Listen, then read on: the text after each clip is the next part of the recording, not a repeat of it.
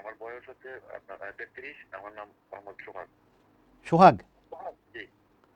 সোহাগ, জি, আমার 33। আপনার অসুখ কোন জায়গায়? আমার অসুখ হচ্ছে স্যার, আমার কোমরে ব্যথা। আমি 4 থেকে 5 বছর আগে আমি একটু আঘাত পেয়েছিলাম কোমরে। আহ, এখন আমি কোমরের ব্যথা ডান দিকে না বাম দিকে? কোমরের ব্যথাটা হচ্ছে স্যার ডান দিকেও না বাম দিকেও না, সোজা বরাবর। মাঝে। এই কোমরের ব্যথা কোমরেই থাকে নাকি দুই পায়ে আসে? এই কোমরেই থাকে স্যার। এই কোমরের ব্যথা বেড়ে যায় বসলে না হাঁটলে? এই কোমরের ব্যথা যখন স্যার আমি চিত হয়ে শুই তখন এই ব্যথাটা বেশি অনুভব হয় স্যার। আমি আপনাকে দুইটা কথা জিজ্ঞেস করছি। একটা হলো বসলে বেড়ে যায় না হাঁটলে বেড়ে যায়। আপনি বলছেন চিত হয়ে শুলে বেড়ে যায়, তার কি অন্য জি কোনো স্যার। সময় বাড়ে না? বাড়ে স্যার, হাঁটার সময় বাড়ে। হ্যাঁ।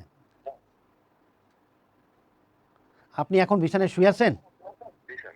আপনি এই যে একটা ভিডিও দিলাম দেখেন, দুই হাঁটুর ধরে বুকের দিকে টানা। আপনি এটা জি স্যার। 4-5 বার টানেন, টেনে দেখেন তো ব্যথা থাকে না থাকে না?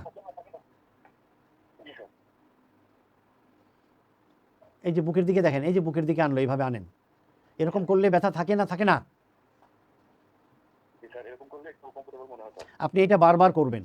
এটা আপনি বারবার করবেন, সাথে একটা জিনিস যোগ করবেন। এই এক্সারসাইজ করার পূর্বে 1 পোয়া নারকেলের তেল, তার মধ্যে 20 কোয়া রসুনকে কেটে শেষে দিয়ে সেটাকে চুলায় গরম করলে লাল লাল হবে, ওটা একটা পাত্রে ঢেলে রাখবেন।